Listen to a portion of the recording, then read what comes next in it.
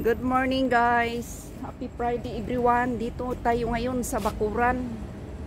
Ipakita ko sa inyo ang talisay na alaga ko kasi sa kanila ang talisay mahal dito, kinakain nila ito. Dito ko lang ito na-discover simulang dumating ako dito sa abroad.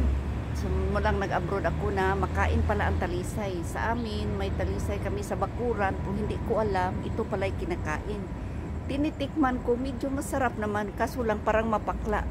Pero masarap na sarap sila, nasarapan sila, masarap daw ito sa kanila. Pero sa akin naman, okay din kainin, pero hindi ko rin gusto. Ayan, pero nasira ang mga dahon sa sobrang init. Pero siguro makarecover na ito. Kasi papasok na ang winter. Ayan, dito ito ang lilinisin ko ngayon mga karosas. Dito tayo sa kabilang lote sa kapatid ng amo ko. Ayan, maraming lemongrass. Tanim ito, lemongrass tanglad. Tanim ito ng isang kabayan ko na Ilocana. So lahat pwedeng kumukuha dito para panghalo para gamitin sa pagluto. Ito masarap ito sa tinulang manok. Ayan, may ano siya, may kalamansi. Ito yung kalamansi namin, nasira din. Iwan ko anong sakit kaya, ano kayang klaseng sakit nito. Araw-araw ko ito diniligan, pati ang mga dahon, hinugasan ko araw-araw. Kasi naisip ko baka makarecover pa ito. Yung parang sa dulo ng dahon niya, parang may ano, parang patungo na naglaya, parang nagyelo. Iwan ko ano kayang klaseng sakit ito.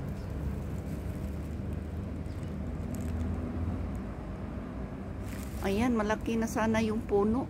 Kaso magbunga ito mga 10 pieces lang. 10 piraso lang, 10 piraso lang. Iwan ko. Siguro may sakit ito. Kulang ito sa vitamin siguro.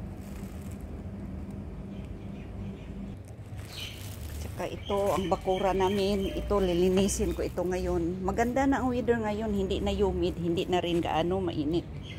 Ito, ano ito, bali artificial grass ito. Artificial grass ito. Ayan. Ito ang bakuran. So ito, may mangga tayo, kailangan ito putulan para tumaba. Ayan, may gumamila tayo guys. Kailangan din ito putulan para gumanda yung tubo niya. Ayan yung gumamila, malaki ng puno. Tsaka ito, may limon tayo. Medyo okay ito na limon na to kasi pag time na magbunga, ang dami niyang bunga. Ayan. Kailangan din ito linisin, pero iwan ko kailan ito palinis ng amo ko. Yung mga dry na mga sanga niya, kailangan yan putulin. Ayan guys, may tanim ako. Iwan ko anong klaseng tanim ito. Dala ito ng amo ko. Pero nakakalungkot. Yung avocado ko parang namatay. Yan oh. Hindi siguro nakayanan ng init. Sayang, binigay ito ng kapatid ko yung si seryosong pobre. Dala niya galing sa trabaho, bigay ng amo niya ng British. Kaya oh, tinakpan ko pa yung dahon ng dates. So, parang namatay siya. Ito, may bougainvillea tayo. Hindi ko pinutol kasi mas maganda ito pag tag-init. Makatulong ito parang lalo na pag may alikabok, bagyong alikabok. So makatulong ito pangsagang ng mga alikabok para hindi papasok sa loob ng bahay. Sirado namang pinto pero makalusot doon din ang alikabok. At saka makatulong ito sa init. Ito yung malunggay ko, ang haba-haba na. Malapit na din siya magdahon. So pag palaki na yan yung dahon niya, ano, pwede na yan i-harvest tapos magulay. Kaso lang medyo mahaba, kailangan mo sungkitin. Sayang naman putulin. Ayan, ang laki na ng puno. Ayan guys, may dates na tayo. Kaso lang hindi ko yan makukuha. Ang dami ng bunga. hinog na hinog na, dry yan. Siguro Next week mayroong mag-cut yan sa mga dry na dahon. Tsaka yung dates, ma-harvest na yan. Ayan oh, ang daming bunga oh. Ayan, ang dami ng bunga. So, kailangan na yan ma-harvest. Ayan. So, ang dami namang bunga. Ang dami na ng puno. Ito ang mga tanim-tanim sa bakuran. So, alaga ang mga tanim dito no kasi tag-init. Importante ang tanim dito. Malaking tulong ito. Ayan, pati yung malunggay ko nakalagay dito. Sa sira din. Sana makarecover pa yan. Kasi kailangan ko nang magtanim ng bago. Ito, kawawa yung bougainvillea ko. Nag-isa. Sana mabuhay pa yan. Ito, mga artificial grass.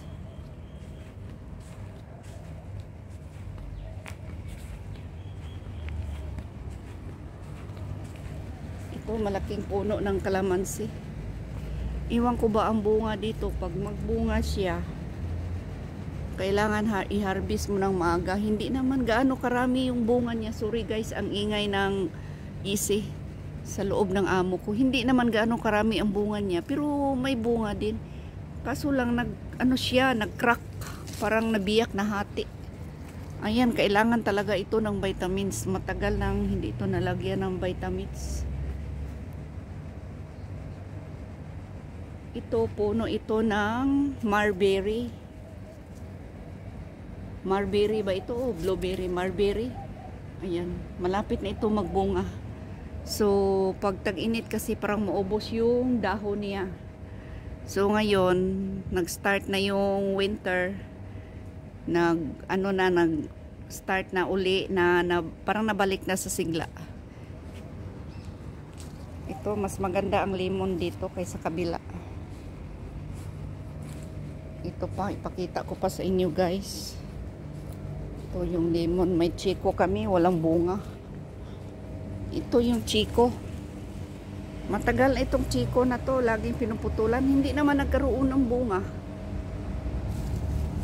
Pero diniligan ko lang, baka sakali magkaroon siya ng bunga. Pero parang hindi yata ito magkaroon ng bunga, o siguro hindi pa time na magbunga siya. Ang laki nito ng puno sana, pero pinutulan yung marami siyang sanga-sanga, pinutulan ko kasi minsan disturbo.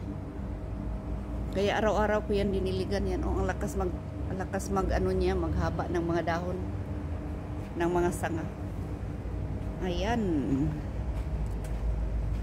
Magwalis na tayo guys. Ito ang wawalisin ko.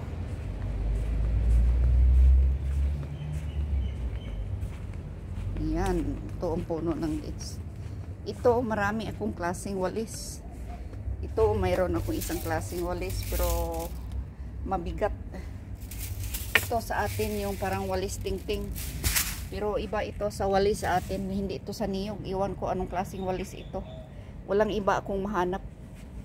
Pero mas okay naman. Pero mas maganda talaga yung walis sa niyog. Ayan.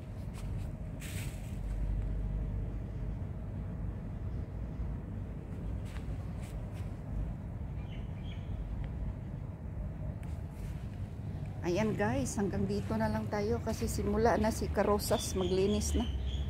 Ito may kalatsotsi tayong tanim. Puputulin ko rin yan kasi taniman ko yan dito ng malunggay. Ayan, hanggang dito na lang tayo. Thank you so much guys for watching.